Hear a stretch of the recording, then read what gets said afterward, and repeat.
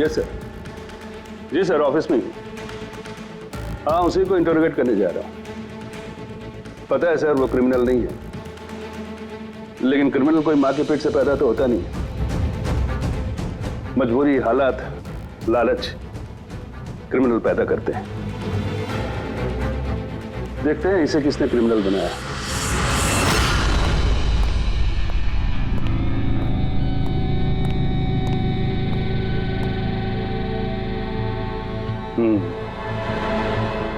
अब ये case CID नहीं, क्राइम ब्रांच को सौंप दिया गया है।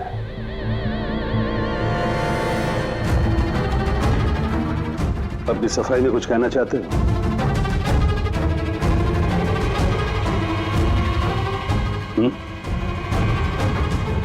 मैं deputy commissioner of police Rajiv, बहुत सुना है तुम्हारे बारे में,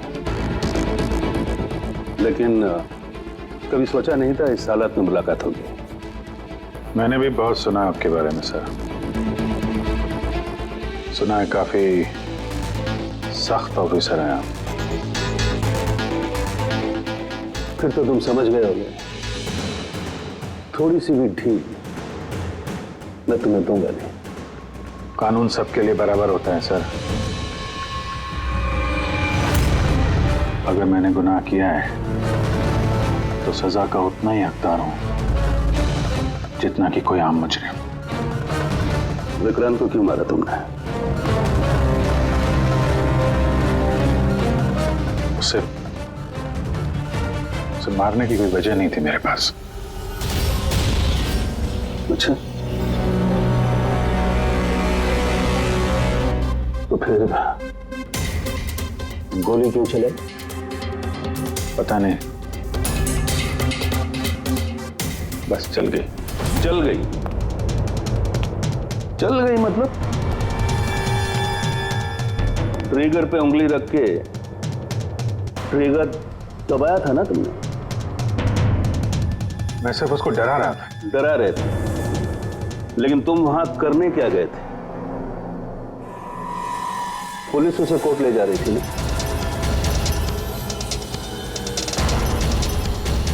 मेरे वहां होने की वजह जानने के लिए आपको सर मेरा और विक्रांत का इतिहास जानना होगा। बरसों से 36 का आंकड़ा चल रहा है हमारा। कई बार वो मेरे हाथ आते आते रह गया, लेकिन इस बार मैंने उसे पकड़ लिया।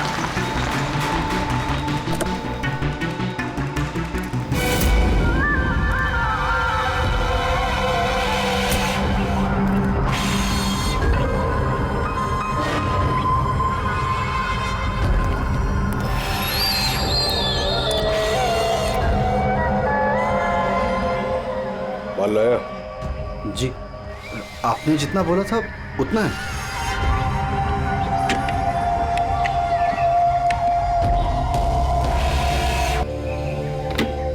अगला कंसाइनमेंट अगले महीने की 5 तारीख को। जी, पैसे? गाड़ी में।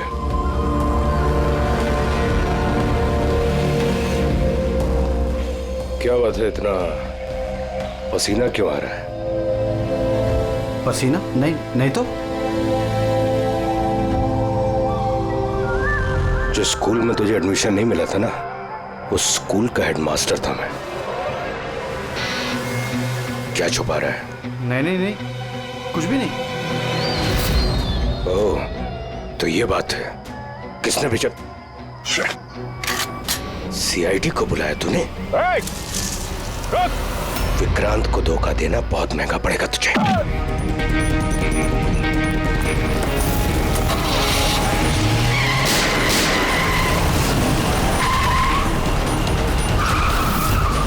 और इस तरह इस बार तुम उस तक पहुंच ही गए। हाँ,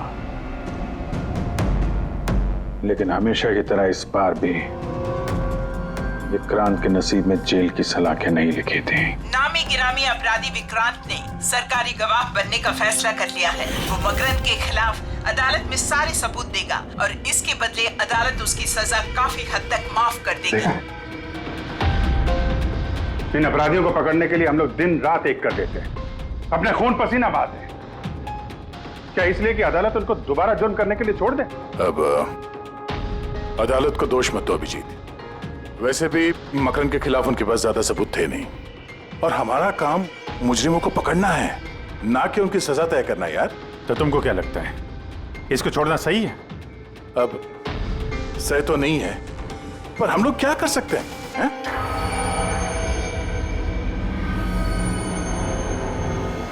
कर सकते हैं दया, बहुत कुछ कर सकते हैं। बहुत बड़े बड़े मुजरिम देखे हैं मैंने सर, पर ये विक्रांत कुछ अलग ही था। हर बार कुछ ना कुछ करके बच ही जाता। तो इस बार उसका बच निकलना तुम्हें मंजूर नहीं था, क्यों? यही बात है ना? ठीक समझा।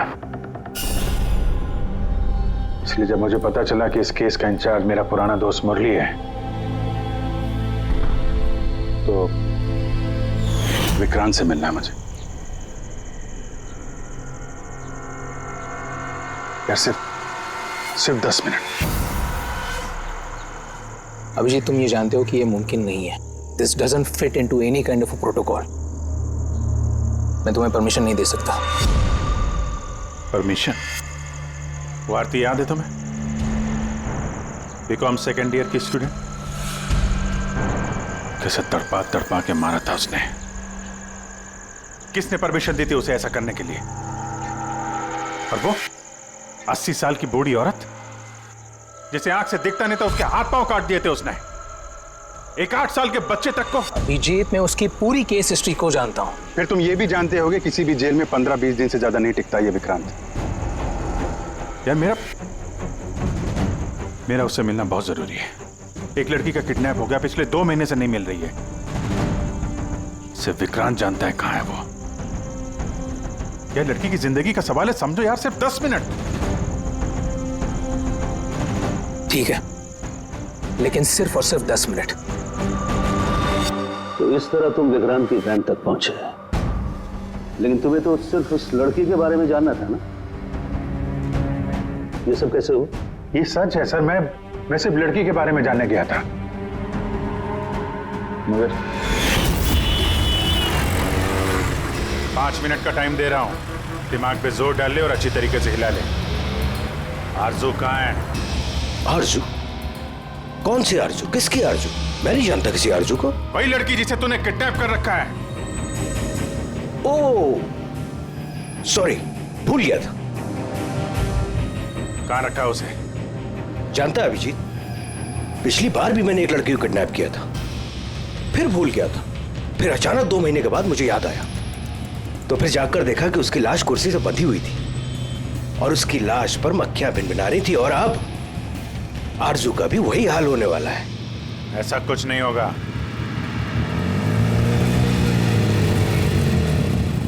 कहां है आरजू? हाँ, याद आया, मेरी जेब में, निकाल ले।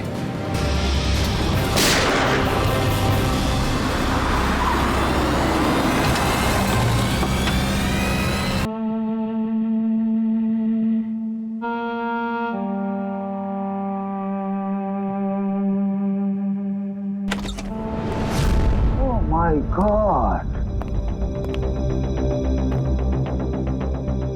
Oh God!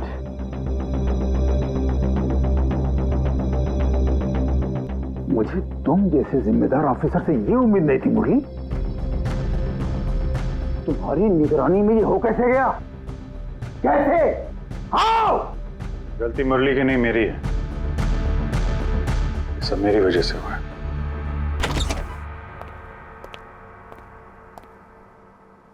वाह वाह, क्यों एसपी साहब, बड़ा गर्व हो रहा होगा आपको। तो इतिहास में पहली बार किसी सीआईडी ऑफिसर के हाथों खून हुआ है, और वो भी एक सरकारी गवाह का। चैन साहब, आपको जो कुछ कहना है मुझे कहिए। अपराध मैंने किया है। तुमसे नहीं, एसीपी प्रद्युम्न से ही बात करूंगा, क्योंकि अगर सीआईडी की नाक कटती है फाइनली सारी जिम्मेदारी प्रद्युम्न के कंधे पर ही आती है, इसलिए तुमसे ही बात करूंगा।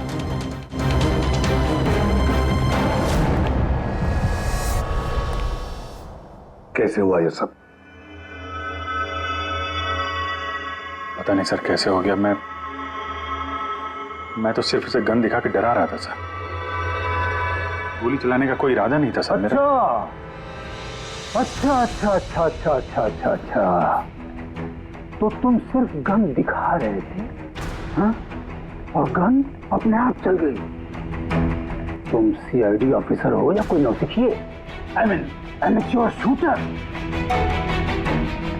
मैं पहला सवाल, तुम वहां गए क्यों थे? जब कानून अपना काम कर रहा था तो तुमसे किसने कहा था बीच में टांग अड़ाने के लिए? जैन जी प्लीज, आप जरा शांति से बात कीजिए। अभिजीत एक सीआईडी ऑफिसर है, कोई राह चलता आदमी नहीं। देखो, अभिजीत मेरे लिए सिर्फ और सिर्फ एक मुजरिम है, मकरंद की तरह। हाँ, वैसे कितने रुपए लिए तुमने मकरंद से विक्रांत को मारने के लिए?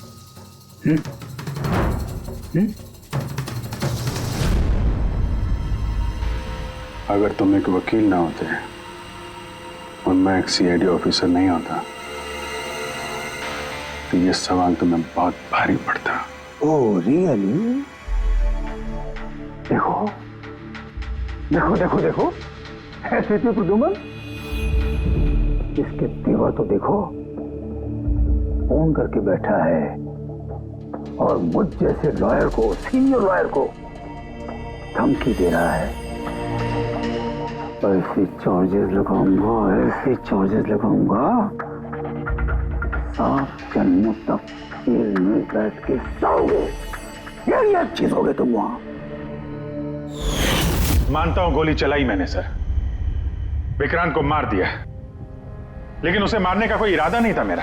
खून सिर्फ खून होता है अभिजीत, इरादा चाहे कुछ भी हो, गलत या सही कोई फर्क नहीं पड़ता। अदालत में ये सब काम नहीं आए। ये प्रोसिक्यूटर, जैन, मीडिया वाले धज्जियां उड़ा देंगे तुम्हारी, धज्जियां। इस जुर्म की सजा भुगतने के लिए मैं तैयार हूं सर, लेकिन जयंत और मीडिया वाले जो मुझ पर इल्जाम लगा रहे हैं मकरंद से मिले होने का, यह मैं कभी बर्दाश्त नहीं कर सकता। अभिजीत, फिर तो तुम्हें कोई नहीं बचा सकता।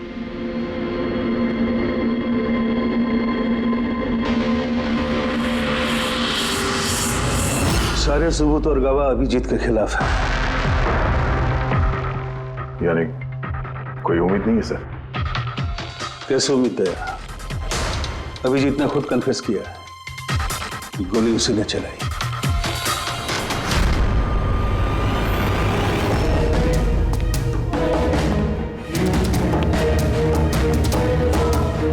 विक्रांत की मौत अभिजीत की गोली से नहीं हुई है बॉस। मतलब ये कि विक्रांत को गोली लगी है ठीक फेफड़ों के नीचे, और जब गोली फेफड़ों के नीचे लगती है तो इंसान की मौत होने में 20 से 30 मिनट लगते हैं, और विक्रांत की मौत तुरंत हो गई थी। एग्जैक्टली, इसीलिए मैं कहता हूं विक्रांत की मौत अभिजीत की गोली से नहीं हुई है, इसकी कोई और वजह है। और क्या वजह हो सकती है? उस वैन में ड्राइवर अभिजीत और विक्रांत के अलावा और कोई नहीं था। एक गोली चली है, वो भी अभिजीत के गन से। उस वक्त वैन के अंदर कोई और नहीं था, और वैन के बाहर तो कोई और हो सकता है।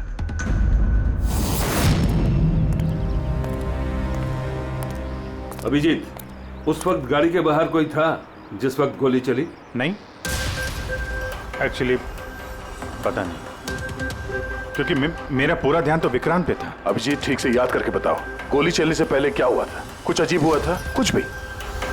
गोली चलने से पहले मैं विक्रांत से बात कर रहा था और हाँ, अचानक वैन को झटका लगा, गाड़ी हिल गई और विक्रांत भी थोड़ा गिर गया और मेरा भी संतुलन बिगड़ गया और गोली चल गई। एक मिनट, झटका लगा? किस तरह का झटका? जैसे सड़क पे अचानक से कोई गड्ढा आ गया, पूरी वैन हिल गई। लेकिन यहाँ तो सड़क बिल्कुल ठीक है, दूर दूर तक कहीं कोई स्पीड ब्रेकर भी नहीं है, स्मूथ। यहाँ गड्ढा कैसे आ सकता है? हाँ साहब, झटका लगा था। मेरी पूरी वैन यूं दाईं तरफ मुड़ गई।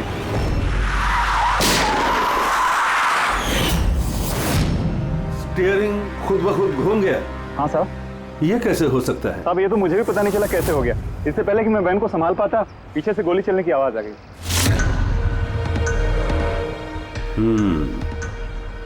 स्टीयरिंग व्हील का खुद ब खुद मुड़ जाना, गोली अपने आप चल जाना,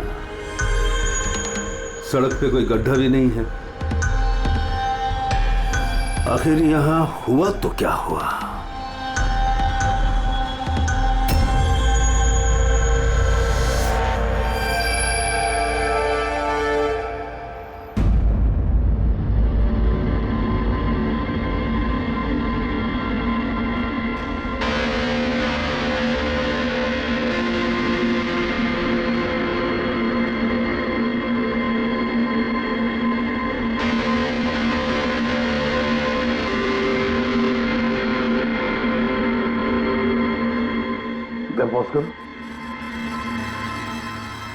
ये देखो, जब ये हादसा हुआ तो ये काली एसयूवी, ये काली गाड़ी उस वैन के बगल में से पास हुई।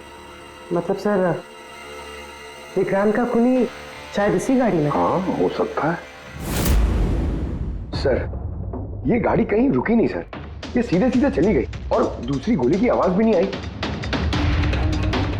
और एक बात नोटिस की तुम लोगों ने, 11:17 पर वो काली गाड़ी पास हुई वैन के बगल से, और एग्जैक्टली 11:17 पर विक्रांत की घड़ी भी बंद हो गई। हाँ सर, अभिजीत की घड़ी भी 11:17 को ही बंद हुई थी। हाँ? ये दोनों घड़ियों का एक साथ बंद होना और इस कार का ठीक 11:17 पे वहां से गुजरना, ये संजोग नहीं हो सकता। बिल्कुल सर, बिल्कुल सही कहा आपने, ये कोई संयोग हो ही नहीं सकता। जरूर कोई ना कोई राज छुपा है उस काले रंग के एसयूवी में, जो अभिजीत की बेगुनाही साबित करेगा। तो यहाँ इस फुटेज में इस गाड़ी का नंबर तो दिख नहीं रहा है। इस जगह से 5 किलोमीटर दूर सर टोल नाका है, वहां के सीसीटीवी फुटेज से शायद इस कार की डिटेल मिल जाए। हाँ।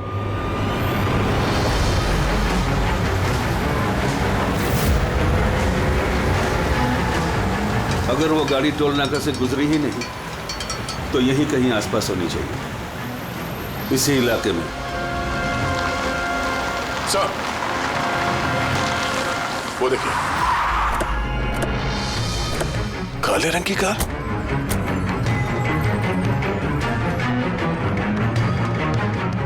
Oh no. रेडी, जरा आगे चेक करो।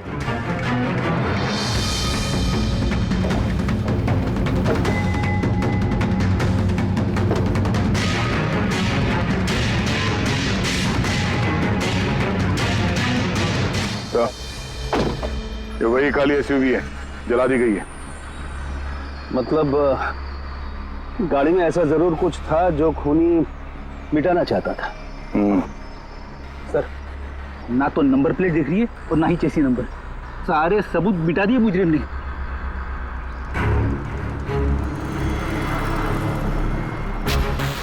ओह, फिर एक काम करो, जरा आसपास पूछताछ करो, देखो किसी ने यहाँ पे कुछ देखा है क्या। अरे सुनो, ये जली हुई गाड़ी के बारे में कुछ बता सकते हो क्या? जी नहीं। हाँ? ये देखिए, सीट के नीचे ये डिवाइस पड़ा था।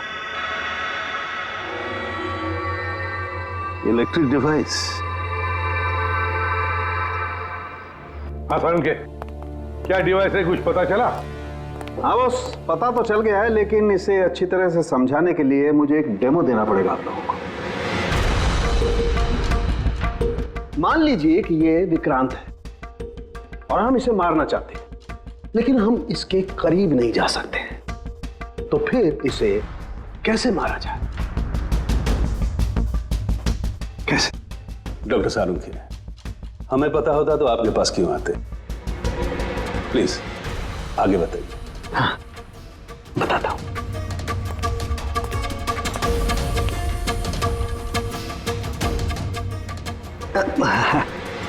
आप थोड़ा पीछे हट जाइए प्लीज। Thank you.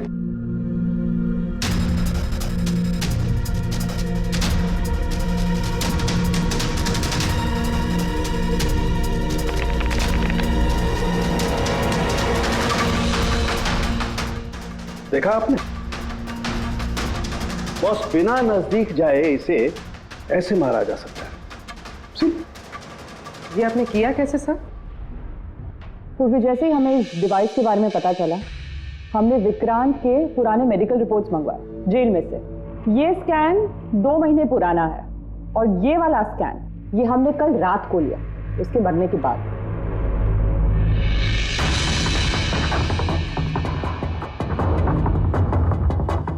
या साळुंखे, इस पहले वाले स्कैन में एक छोटी सी चीज अटकी हुई है वहां उसके सिर में। वही चीज इस 2 महीने बाद वाले स्कैन में शिफ्ट हुई है, हिल गई है, पीछे आ गई है।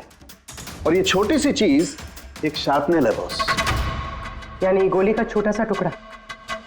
और फिर ये शार्पनेल वहां से इस तरफ शिफ्ट हो गया, जिस वजह से विक्रांत की सबड्यूरल हेमेटोमा यानी ब्रेन ब्लीडिंग की वजह से मौत हो गई। पर ये शार्पनेल अपनी जगह से हिला कैसे? उसी डिवाइस की वजह से जो हमें जलती हुई गाड़ी में से मिला। तो गोलियों के टुकड़े को हिलाने का डिवाइस ही है? सिर्फ गोलियां नहीं रहा, इसने और भी बहुत सारी चीजें हिलाई, जैसे कि विक्रांत के हाथों की हथकड़ी, पुलिस वैन का स्टीयरिंग व्हील, दोनों की हाथ की घड़ी के कांटे, यहां तक कि अभिजीत की गन भी। मतलब लोहे की चीजें, तो जितनी भी लोहे की चीजें हैं वो हिल गई उस डिवाइस की वजह से। Exactly boss. और लोहे का सबसे बड़ा आशिक है मैग्नेट, चुंबक। बॉस, ये है वो चुंबक जिसके जरिए मैंने इसे उड़ाया। यानी उस काली वैन में भी एक ताकतवर लौ चुंबक था, जिसकी वजह से पूरी की पूरी वैन दाईं तरफ चली गई और अभिजीत की मेटल की गन वो भी अपने आप चल गई। हाँ, और विक्रांत के सिर में जो अटका हुआ शार्पनेल का टुकड़ा है वो भी शिफ्ट हुआ। सर, इतनी प्लानिंग के साथ तो वही मार सकता है जिसे शार्पनेल के बारे में पहले से पता था, उसका कोई करीबी। मकरंद। मकरंद मतलब अभिजीत सर बेगुनाह? No, not at all. इतनी जल्दी किसी नतीजे पे पहुंचना ठीक नहीं होगा। मकरंद के खिलाफ जब तक हमको पक्का सबूत न मिल जाए, कानून की नजर में अभिजीत ही दोषी है। मकरंद के खिलाफ सबूत तो वही देगा ना जो विक्रांत के सेफ हाउस के बारे में जानता था, वरना मकरंद को कैसे पता कि विक्रांत किस रास्ते से कोर्ट पहुंचेगा। और विक्रांत की खुफिया जानकारी सिर्फ मुरली और उसके बाकी साथियों के पास थी। आप लोग ऐसा सोच भी कैसे सकते हो सर कि हम में से कोई गद्दारी कर सकता है? जितने ईमानदार आप लोग हैं ना, उतने ईमानदार हम लोग भी हैं। विक्रांत को कहां और कौन से सेफ हाउस में रखा गया था ये सिर्फ आप लोग जानते थे और कोई नहीं। ये सच है ना? हाँ सर, नहीं पता थी। यहाँ तक हमारे घर वालों को पता नहीं थी, तो फिर हम बाहर वालों पे क्यों इल्जाम लगाएंगे? शायद पैसों के लिए किसी ने मकरंद को यह जानकारी दी हो। प्लीज साहब, हम भी पुलिस वाले हैं,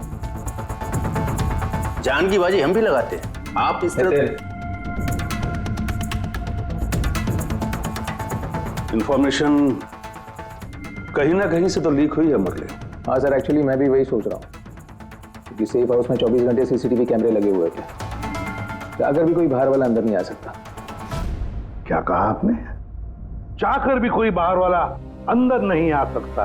हाँ सर। झूठ! बाहर वाला कोई भी अंदर नहीं आया था। हाँ? क्यों? I am sorry sir, actually Jain ji कभी कभी आते थे। कभी कभी जैन जी आते थे? Yes sir. और कभी कभी जैन जी किस लिए आते थे? क्योंकि जैन जी मकरंद को हर हालत में जेल तक पहुंचाना चाहते थे। तो कहीं ये जयंती वो गद्दार तो नहीं है? वैसे भी कुछ ही दिनों में रिटायरमेंट होने वाला था, आखिरी केस था उनका।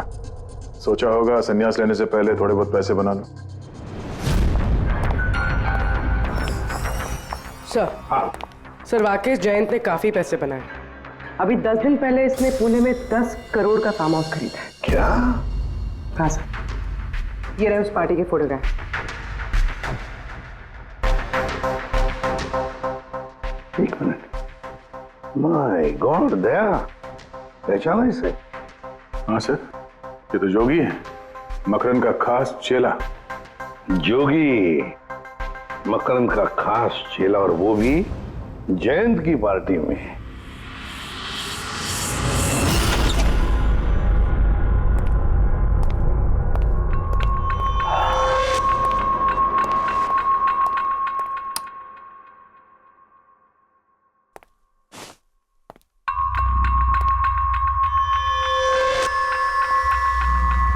तुम यहां कैसे और मेरे घर में घुसे कैसे? हाँ? मुजरिमों को उनके बिल से निकालने के लिए बिल के अंदर तो घुसना ही पड़ता है जैन साहब। मुजरिम? मुजरिम मैं हूं या तुम? मैं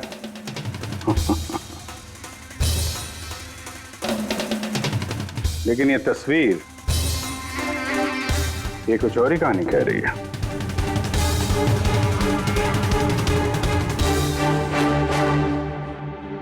नो, आई डोंट नो, मैं नहीं जानता इसको। नहीं जानते? कमाल है, बहुत भोलेपन का नाटक कर रहे हो जैन साहब। मकरन के पैसों से ये फार्म हाउस खरीद लिया और अब उसके चेले जोगी को पहचानने से भी इनकार कर रहे हो। What nonsense! कौन जोगी? कैसा जोगी? मैं किसी जोगी वोगी को नहीं जानता। अगर नहीं जानते तो ये जोगी तुम्हारी पार्टी में क्या कर रहा था? देखो, मेरी पार्टी में 400 से ज्यादा लोग आए थे। अब मैं हर एक को तो नहीं पहचानता ना। और रहा सवाल मेरे फार्म हाउस का, तो मेरी जिंदगी भर की खून पसीने की कमाई है, समझे? मकरन, मकरन की बात कर रहे हो ना तुम? वो देखो, उस केस में उसके खिलाफ सारे सबूत मौजूद हैं। विक्रांत ने मरने से पहले मुझे सारे सबूत सौंप दिए थे। मकरन को तो मैं फांसी पर लटकाऊंगा और साथ में तुम्हें भी। लाइट हो क्या हुआ? स्विच तो ऑन है, हुआ क्या लाइट को?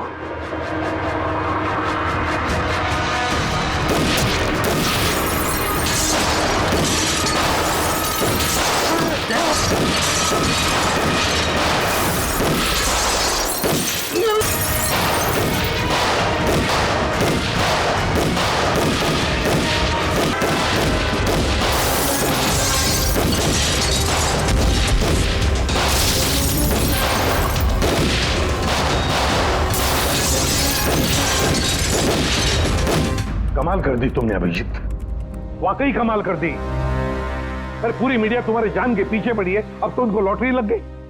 अब कह रहे जयंत का खूनी अभिजीत है। सर उनके कहने से क्या होता है? आपको पता है मैं निर्दोष हूं सर। लेकिन तुम्हें वहां जाने की जरूरत क्या थी? जैन के घर में, वहां के सीसीटीवी कैमरे में साफ दिख रहा है कि जैन के मौत के वक्त तुम वहां थे। और सिर्फ इतना ही नहीं, अब तो पूरी सीआईडी टीम पर इल्जाम लगा रहे हैं कि हम तुम्हें बचाने की कोशिश कर रहे हैं। इल्जाम तो लगेगा ही ना प्रद्युमन। जयंत मकरन के खिलाफ नया सबूत पेश करने वाला था अदालत में, और ठीक एक दिन पहले उसकी मौत हो गई। लेकिन वो सबूत मुजरिमों के हाथ नहीं लगा सर, मैं लेके आया। जैन से मरने से पहले मुझे ये सारे सबूत सौंप दिए। ये सबूत, ये फोटोग्राफ्स, ये पेपर्स, ये सबूत काफी नहीं है मकरन को अदालत में सजा दिलवाने के लिए। काफी नहीं है ये सबूत। तो वो पेनड्राइव से कुछ पता चल सकता है ना? अभिजीत, ये पेनड्राइव पासवर्ड मांग रही है। जयंत ने मरने से पहले पासवर्ड वगैरह बताया था? नहीं सर, इसके पहले वो कुछ बोल पाते उन्होंने दम तोड़ दिया था। अरे यार,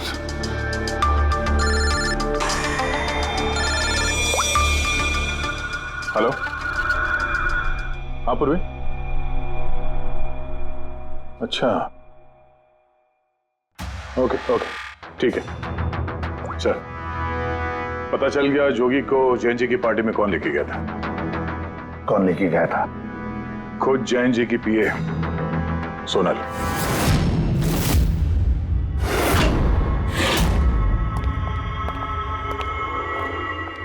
सर ये सब सोनल, सोनल, पूरी तेरे ऊपर चेक कर।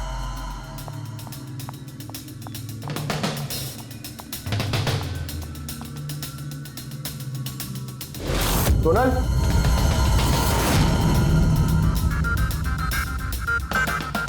सर अंदर तो कोई भी नहीं। सर कोई नहीं होगा। सर तो सोनल गई कहाँ?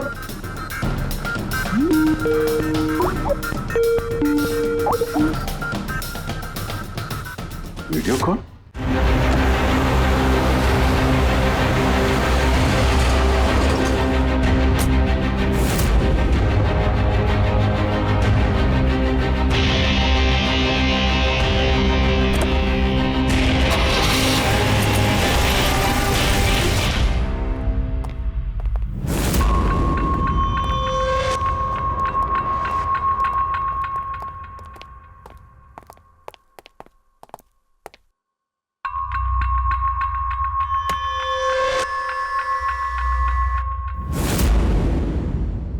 Welcome, welcome Abhijit.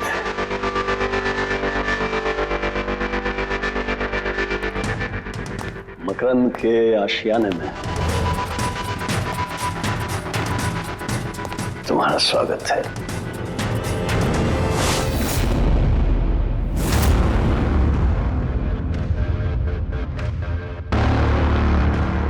सबूत? सबूत इधर है बॉस।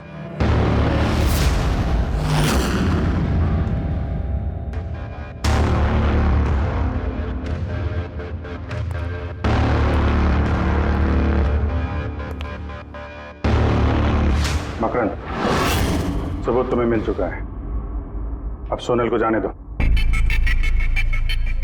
यस। वैसे भी वो कहते हैं ना कि मरने वाले की अंतिम इच्छा अधूरी नहीं रहनी चाहिए। सोनल को बुलाओ।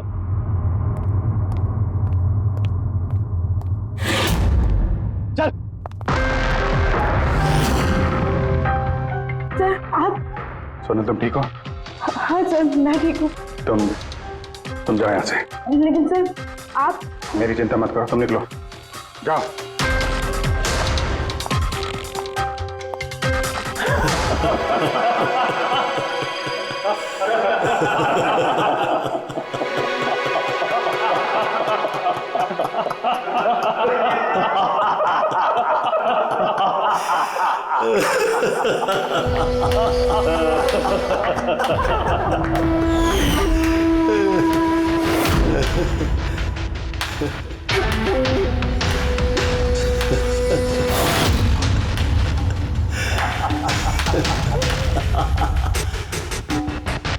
सोनल, तुम भी? मानते हो ना मेरे दिमाग को? तुम सीआईडी वालों को भी मैंने चकमा दे दिया।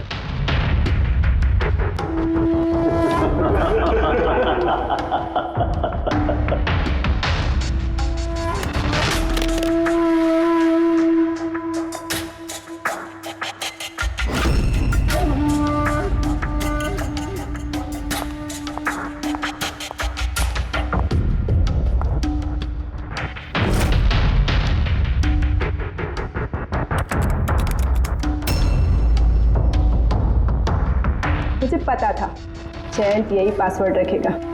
मकरम will die. Now, stop conversation.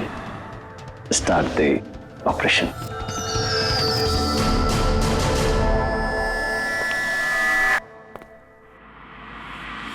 मरने का टाइम हो गया। टाइम हो गया? नहीं तो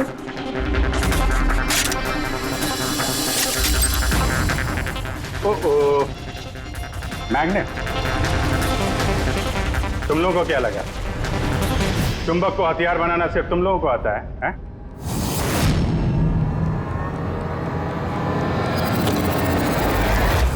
इस ब्रीफकेस में वैसा ही चुंबक है जैसा तुम लोगों ने उस गाड़ी में लगाया था विक्रांत को मारने के लिए। मकरंद, खेल खत्म तुम्हारा।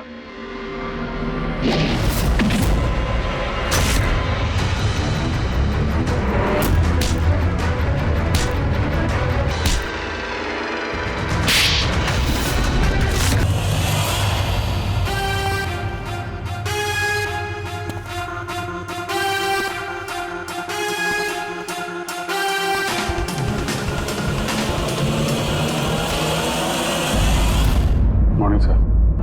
कॉन्ग्रेचुलेशन अभिजीत, फाइनली तुम पर लगे सारे इल्जाम आज धुल ही गए और एक बार फिर उसी गर्व के साथ तुम सीआईडी की ड्यूटी ज्वाइन कर सकते हो। Thank you sir. सर, हमने आरजू को बचा लिया है सर। मकरंद के साथियों को पता था कि विक्रांत ने उन्हें कहाँ कैद करके रखा था, बस जयंत जी का सपना पूरा नहीं हो पाया मकरंद को जेल भेजने का। चलो जो भी है, all well that ends well.